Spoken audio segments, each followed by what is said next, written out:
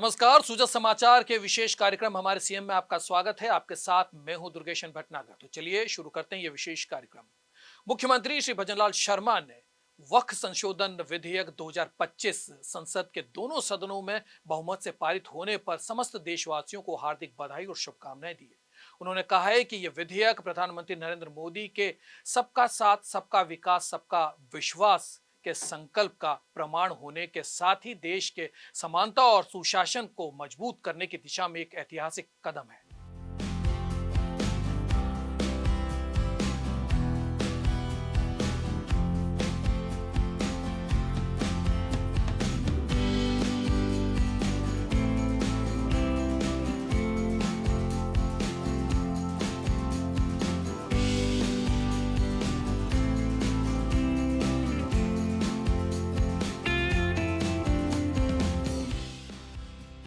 मुख्यमंत्री श्री भजनलाल शर्मा ने वक्फ संशोधन विधेयक 2025 संसद के दोनों सदनों में बहुमत से पारित होने पर सभी देशवासियों को शुभकामनाएं दी है।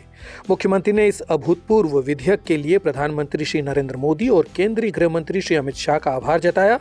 मुख्यमंत्री ने कहा कि वक्फ संपत्तियों को लेकर वर्षों से चली आ रही अनियमितताओं और अपारदर्शिता को समाप्त करने के लिए संशोधन आवश्यक था।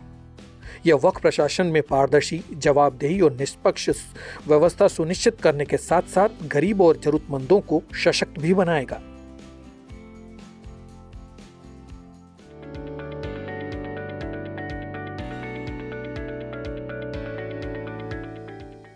मुख्यमंत्री श्री भजनलाल शर्मा ने प्रधानमंत्री श्री नरेंद्र मोदी और केंद्रीय सड़क परिवहन और राजमार्ग मंत्री श्री नितिन गडकरी का आभार जताया है।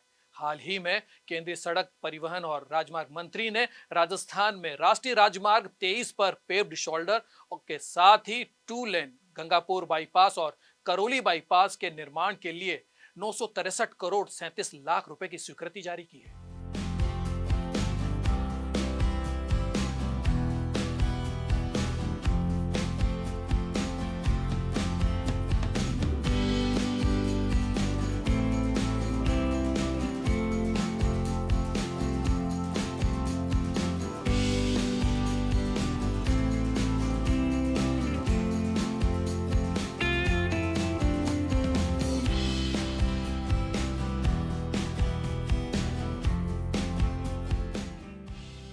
मुख्यमंत्री श्री भजनलाल शर्मा ने प्रधानमंत्री श्री नरेंद्र मोदी और केंद्रीय सड़क परिवहन और राजमार्ग मंत्री श्री नितिन गडकरी का आभार जताया है। केंद्रीय सड़क परिवहन और राजमार्ग मंत्री ने राजस्थान में राष्ट्रीय राजमार्ग 23 पर पेव्ड शोल्डर के साथ 2 लेन के गंगापुर बाईपास और करौली बाईपास के निर्माण के लिए 963 करोड़ 37 लाख रुपए की स्वीकृति जारी की है।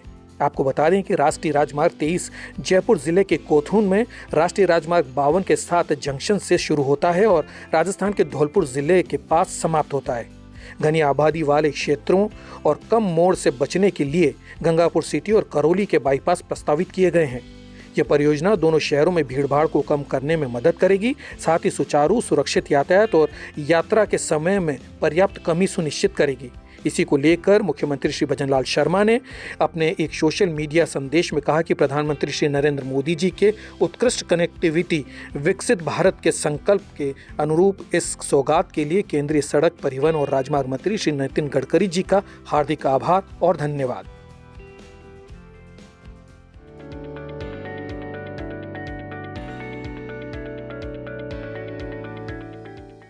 मुख्यमंत्री श्री भजनलाल शर्मा ने प्रक्रियाधीन भर्तियों और आगामी वर्षों में की जाने वाली भर्तियों के संदर्भ में मुख्यमंत्री आवास पर उच्च स्तरीय बैठक ली और अधिकारियों को आवश्यक दिशा निर्देश दिए।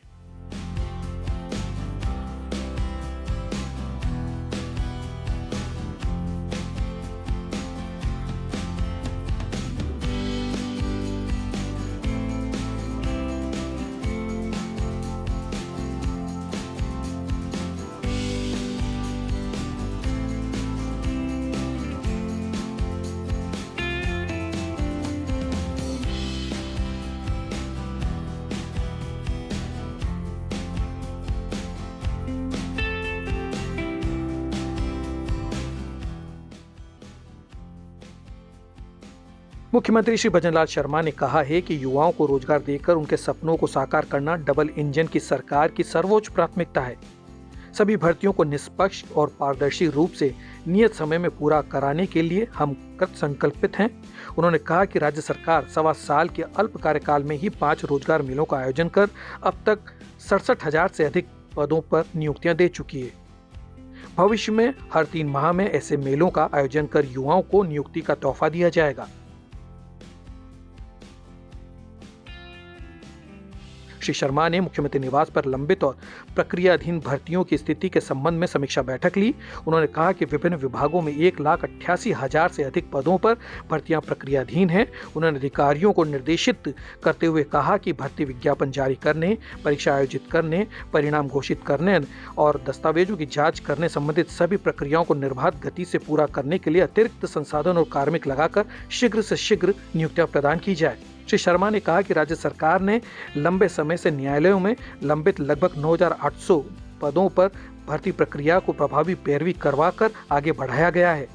उन्होंने अधिकारियों को निर्देश दिए कि न्यायालय में लंबित अन्य भर्ती प्रकरणों को विभिन्न विधिवत परीक्षण करवाकर उनका शीघ्र निस्तारण करवाया जाए, जिससे राज्य के युवाओं को रोजगार का इंतजार जल्द से जल्द खत्म हो सके। मुख्यमंत्री ने भर्तियों को समयबद्ध और पारदर्शी तरीके से पूरा कराने के लिए सभी विभागों को आपसी समन्वय के साथ मिशन मोड पर कार्य करने के निर्देश भी दिए। ब्यूरो रिपोर्ट, सोजा समाचार। मुख्यमंत्री श्री भजनलाल शर्मा लगातार पत्रकार कल्याण के लिए महत्वपूर्ण निर्णय ले रहे हैं। इसी क्रम में उन्होंने हाल ही में राजस्थान पत्रकार स्वास्थ्य योजना RJHS का शुभारंभ किया। सूचना एवं जनसंपर्क विभाग ने अधिस्वीकृत पत्रकारों और उनके परिजनों के लिए इस योजना की अधिसूचना जारी कर दी है।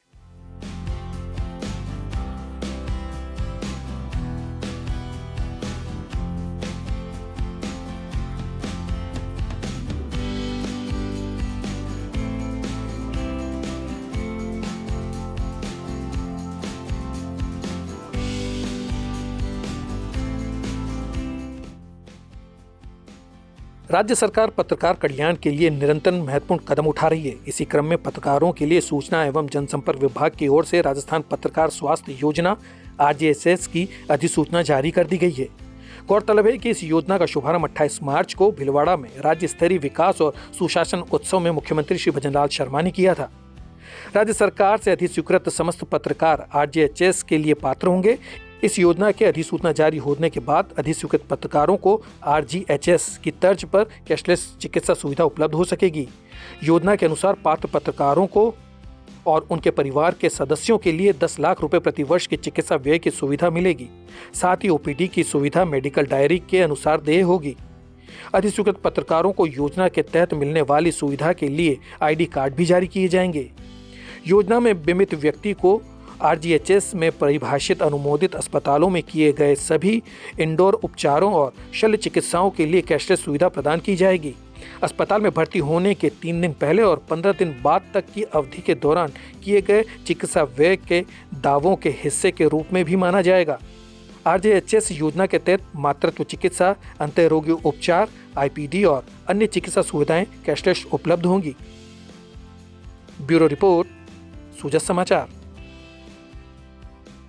फिलहाल इस कार्यक्रम में इतना ही। हमें दीजिए इजाजत। नमस्कार।